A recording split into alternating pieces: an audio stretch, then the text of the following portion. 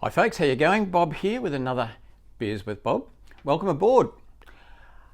Tonight I want to have a bit of a chat to you about progressing with property, and I know there's a lot of relatively new people to some of the strategies that we advocate on the group. Some of you may have done lots, some have done a little, as it turns out. So one of the things that you really need to do right up front is to actually choose the strategy that you want to follow. So it could be a property development, it could be townhouses within that, it could be splitter, could be renos, gosh, you might want to drop granny flat in the backyard, whatever it is. What you need to do is make your mind up, first of all, what strategy you're going to follow. Because if you don't do that, you're just running around like a rabbit out in the marketplace, looking at this and that and everything else, getting totally confused, confusing the agents, and all you'll do is spin tyres. Having decided that, you must get yourself educated, because I've seen a lot of damage over the years of people that have gone out there full of enthusiasm and full of bravado, and ended up lying in the gutter bleeding.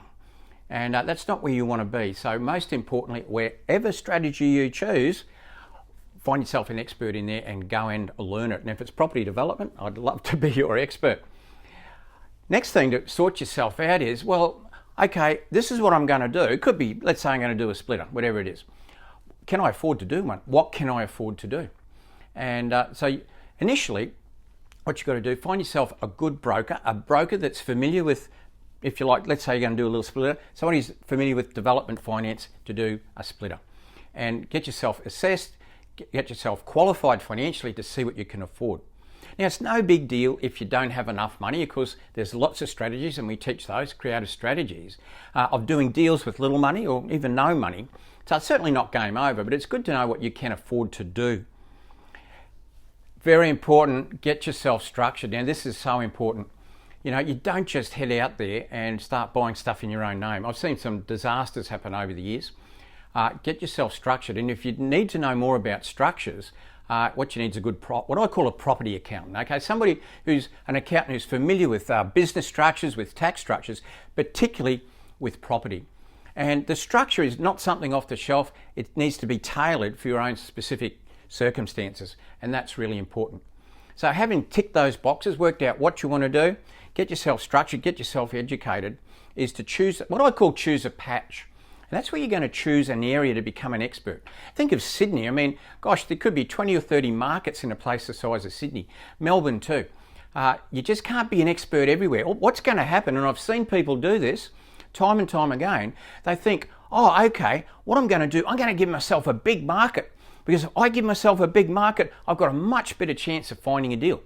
So they might go and take on the whole of Sydney or Melbourne, but I'll tell you what, you're going to fall on your face, because what's going to happen is, because there's so many markets within markets, they're geographical, they're based on values, you're never going to become an expert in any one area. Nobody can in every area in a city.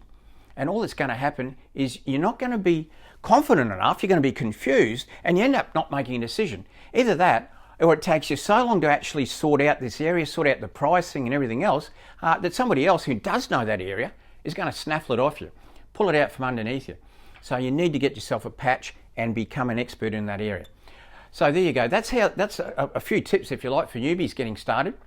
But what about, now I know there's quite a lot of people out there, some of you watching there, that have done quite a bit. People that have done developments, let's say, people that have done a number of projects, done renos, done splitters, and done developments. What about, well, you know, things can happen. I see it happen. I see, things you can't control. For a start, like maybe losing your job. But you know, even if you were to lose your job, it's not game over. You can still keep your feet in the property area. Because why? Because if you got educated, you got knowledge, and knowledge is very valuable. So you could team up with somebody else that does have a job, if you like. And even if you're not in the deal, and it's possible you could get in the deal with them, even if you just work on the sides and manage the project, there's always making opportunities to make money out of property when you've got some knowledge up there. And look, sometimes I know people come into a bit of conflict sometimes with their partners because they're not reading from the same page. You know, it's a really good thing if from day one, if you're going down a property journey and you've got somebody close to you, could be a husband, wife, partner, it's important that if they don't fully grasp, if you like, what they're doing, but they remain supportive. And that's important. Try and get your partner involved, even if they're a little bit reluctant at first. Once they start to get the buzz and understand what's happening, they can get more involved. And I'll tell you what, the best way to overcome a partner who's a bit reticent with your property, your property dreams, is to go and make it yourself a success. I'll tell you what, if you've got a partner who says, oh, look, I don't think we should be doing this, I don't necessarily want you to do it, and you decide, no, I've really got to do this, I need to do this, you go out there and make yourself $50,000 or $100,000 off a splitter. You go and do a 2-lot subby, pull 80 grand, 90 grand in 6 months, rock back up there and say, hey, have a look at our bank account, it just jumped up 80,000 thanks to me doing a bit of property. Hey, are you interested now? Do you want to know a bit more now? Probably send you out and say, well, no, not really, but go and make another 80, I'm quite happy with that. And where are we going on our little holiday next? So that's important. And you've got to watch the dream stealers as well, and they'll always be there. When you're starting out particularly, you've got to watch them. But even, when you're becoming, more proficient and you're starting to get into money. Now you might, a lot of you might have seen a post I put up in the last few days, probably about 3 days ago. It was on Secrets and Hacks, and also put it up on the Property Accelerator, of a young couple, relatively young compared to me, they're young, whom I actually mentored a few years back now, and Jenny and Richie. So you would have seen their latest project, beautiful photo there. Well, I took them through their first project because they were in my mentoring program, and you know what?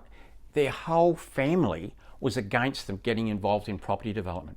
So Richie worked in the public service, and at the time Jenny was working in IT, and when they did their first project, and the whole family, brothers, sisters, parents, everybody was against them getting into it. And they weren't against them for any jealous reason. They were against it for love. They were concerned, and they're saying things like, oh, you can't do property development. It's very dangerous. People lose their money.